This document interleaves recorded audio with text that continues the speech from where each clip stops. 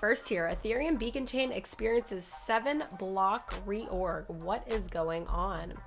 Ethereum's beacon chain underwent a 7-block reorganization yesterday, tentatively ahead of the planned August merge, according to data from Beacon Scan on May 25th. 7 blocks from number 3,887,075 to 3,887,081 were removed from the beacon chain. A reorg refers to a situation where a block that was previously part of the main blockchain is pushed out of the chain due to another block being added before it. This can happen due to a malicious attack from a powerful miner or due to a bug. When this happens, the blockchain can fork or duplicate. The developers believe that the current issue is due to circumstances rather than anything serious, such as a security issue or fundamental flaw. They highlight a proposer boost fork as the cause, which refers to a method where certain proposers are given priority for selecting the next block in the blockchain. Preston Van Loon, a core Ethereum developer, suggested that the reorg may have been caused by a non-trivial segmentation of new and old client node software, and that it may not necessarily be anything malicious. Vitalik Buterin, Ethereum's co-founder, labeled the theory a good hypothesis. Martin Kopelman, the co-founder of EVM-compatible Gnosis chain, noted the occurrence of a chain split via Twitter yesterday morning. He noted that the current attestation strategy of nodes should be reconsidered to hopefully result in a more stable coin.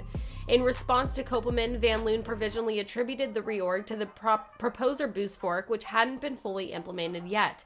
Van Loon stated that all of the details will be made public once they have a high degree of confidence regarding the root cause. Expect a post-mortem from the client development community. Another developer, Terrence Sau, hypothetically noted that the reorg may have been caused by boosted versus non-boosted nodes in the network and the timing of a really late arriving block. At the permissionless conference last week, Van Loon said that the merge and switch to proof of stake could come as early as August, provided everything goes according to plan. As Van Loon and the other developers have not yet outlined the potential impact of the reorg, questions about the timeline are sure to arise. Up next here, developing countries love the metaverse, rich nations not keen. According to a survey conducted by the World Economic Forum, people in developing countries are much more excited about the metaverse and virtual or augmented reality than people in high-income countries. Market research firm Ipsos released the results of a survey showing that the concept of the metaverse is widely recognized. 52% of more than 21,000 adults surveyed across 29 countries are familiar with the metaverse, and 50% have positive feelings about engaging with it in daily life. The top 5 countries where 2/3 or more of respondents said they had positive feelings towards using a metaverse daily were China, India, Peru, Saudi Arabia, and Colombia. China had the highest positive feeling towards using a metaverse daily at 78%, followed by India at 75%. The countries with the lowest scores in the metaverse were also the countries with the highest incomes. Japan scored the lowest with just 22% of respondents exhibiting positive feelings, followed by the United Kingdom at 26%, Belgium at 30%, Canada at 30%, France at 31%, and then Germany at 31%. Interestingly, the concept was less familiar in high-income countries, with fewer than 30% in France, Belgium, and Germany. Turkey was most familiar with the metaverse at 86%, followed by India at 80%, China at 73%, and the higher-income country of South Korea at 71%. Poland scored the lowest at 27%. The respondents were asked about the areas of life that they believe the metaverse will have the biggest impact on. In developing countries such as South Africa, China, and India, people agreed that the metaverse will have an impact on areas like virtual learning, entertainment, digital socializing, and even applications like remote surgery. According to an April report from cryptocurrency exchange Gemini, developing countries seem to be more enthusiastic about crypto and blockchain across the board. The report pointed out that half of the respondents in India, Brazil, and Asia Pacific region purchased their first cryptocurrency in 2021. The report found that inflation and currency devaluation were the main drivers of crypto adoption in certain regions. In countries where the currency devalued by 50% or more, residents were 5 times more likely to plan on purchasing crypto than in countries with less inflation. It's pretty interesting, and I wonder why that is. Up next here, Nvidia shares plunge after Q1 figures, crypto mining card revenue nominal. Nvidia's stock price plummeted in after-hours trading as the company's revenue outlook for the second quarter fell short of expectations. Quarterly growth from Q4 2021 to Q1 2022 was strong, with an 8% increase in revenue to $8.98 billion and a 3% increase in earnings per share to $1.36. The company also stated that it would continue its $15 billion share buyback program through the end of 2023, according to a filing with the SEC. Nvidia's Q2 outlook is much less promising than expected, with revenue projected to be 4% lower than expected at $8.1 billion. This disappointing guidance caused Nvidia's shares to drop 7% to $157.80 in after-hours trading. Nvidia is down nearly 50% over the year, mirroring the poor performance of tech stocks across the market. Nvidia's cryptocurrency mining processor sales fell in the first quarter of this year to nominal levels, compared to $155 million from the same period last year. The company's filings do not specify exact revenues for CMPs, but revenues have been falling since last year. In the second quarter of last year, Nvidia saw a 33% shortfall in expected CMP revenues to $266 million, followed by $105 million in the third quarter and then $24 million in the fourth. That decline has continued into this year. Nvidia has revised its revenue expectations for Q2 down to $8.1 billion due to factors including Russia and the COVID lockdowns in China. According to the report, these factors could potentially drive revenues down by as much as $500 million. The Santa Clara-based company produces CMPs that can be used to mine Bitcoin, Ethereum, and other cryptocurrencies. Its graphic cards designed for gaming can also be used to mine cryptocurrency and less limited. Supplies of CMPs are very limited even on secondary markets, which may explain why sales have been so low. The best model available at the moment, the CMP 170HX, cost $4,700 when it was released last October. Nvidia paid $5.5 million to the SEC on May 6 to settle a case in which it was accused of failing to disclose how much of its revenue came from crypto mining in 2018. The announcement spooked investors who sold Nvidia down 6% on May 9th, the next trading day. Hopefully things turn around for them. Andreessen Horowitz closes $4.5 billion crypto fund amid market turmoil. Even though crypto markets have been experiencing some turmoil lately, venture investors are still interested in investing in the Web3 future. A16Z announced the closing of its fourth cryptocurrency fund at $4.5 billion. With this, Andreessen Horowitz's total investment in digital currency and blockchain businesses now exceeds $7.6 billion. The new investment vehicle will focus on both early-stage ideas and more mature projects that have already shown some traction. According to the firm, $1.5 billion of the funding will be used for seed injections, while $3 billion will be dedicated to venture investments.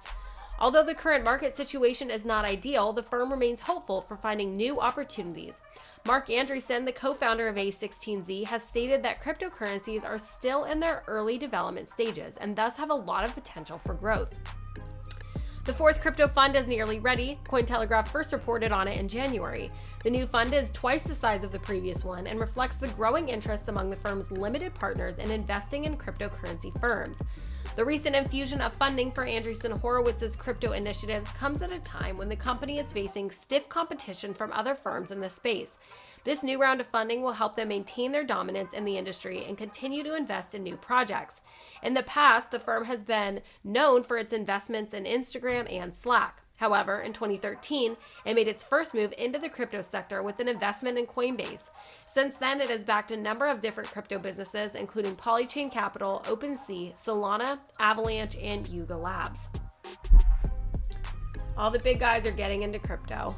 Up next here, NFT owners reminded to be vigilant after 29 moonbirds were stolen by clicking a bad link.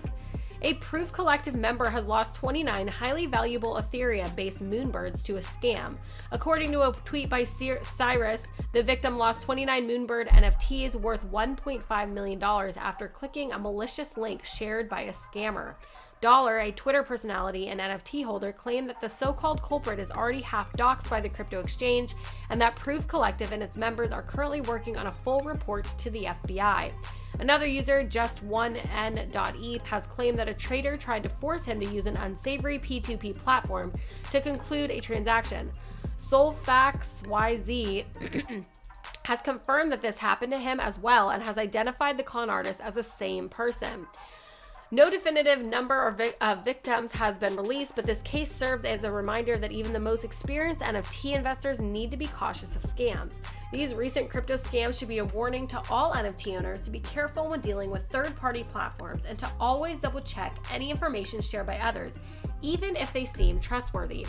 Cointelegraph recently reported that renowned NFT creator Mike Winkelmann, better known as Beeple, had his Twitter account hacked in a phishing attack. The scam artist managed to earn a whopping $438,000 in cryptocurrency and NFTs from the Beeple account before it was finally shut down. This just goes to show that even the most security-conscious individuals are vulnerable to these types of attacks. Earlier this month, Malwarebytes released a study highlighting an increase in phishing attempts as scam artists attempt to capitalize on NFT mania. The most prevalent method used by scammers, according to the company, is fraudulent websites presented as genuine platforms. Very sad. Always make sure you're doing your research on what you're clicking on, what you're getting into, because it can happen to anyone. Last but not least here, Insurus says it will pay millions to claimants after Terra's collapse. DeFi protocol Insurus says it followed a protocol by reducing the claims period for those affected by the Terra USD depeg event from 15 days to 7. The protocol has already processed nearly all 173 submitted claims and will pay out $11 million. Insurus is one of the top 3 insurance providers for decentralized finance protocols with a market cap of $15 million. On May 13th, Insurus announced that it had shortened the claims window for those with cover related to Anchor, Mirror, and stablecoin UST following the collapse of the Terra Layer 1 blockchain. This announcement caused a stir among the crypto community. CMO Dan Thompson told Cointelegraph on Thursday that the move to shorten the claims window to for the 234 covers of Terra portfolios was necessary to prevent further losses. UST had dropped to 8 cents by May 13th, according to CoinGecko. Insurus's move was seen as controversial by some in the crypto community, with some believing that the firm was trying to reduce the amount of claims it would have to pay. This led to reactions from prominent members of the community, such as Fatman from Terra Research Forum, who took to Twitter to voice his opinion on the matter. Thompson said, Thompson said that the majority of the 173 claims submitted have already been processed and that the protocol is ready to pay out around $11 million to claimants. He stressed that the system is designed to benefit everyone involved and that if this were traditional insurance, people would be stuck in litigation for months or even years. Yeah, he's not wrong. Thompson also recommended that the protocol consider processing claims for the remaining 61 covers that have not yet been filed. The fall of Terra and UST has caught the eye of regulators all over the world. The South Korea Financial Crimes Unit, Grim Reapers of Yudu, has been brought back to life to see if any crimes were committed by Kwon or the Luna Foundation Guard, which managed Terra's funds. If the UST pegging is more than just a protocol failure, Thompson pointed out that Insurus may also have legal recourse. However, he said that he is sure Terra and LFG have bigger fish to fry, so that's a bridge we will cross when they get to it. Insure is down 7.6% over the last 24 hours, trading at 28 cents according to CoinGecko. So that's something good to note. If you were affected by the Terra UST collapse, definitely look into that. That's all we have for you today. Thank you so much for watching. Make sure to like, subscribe, hit that notification bell, leave a comment on what you want to see in a future video, and we'll see you next time.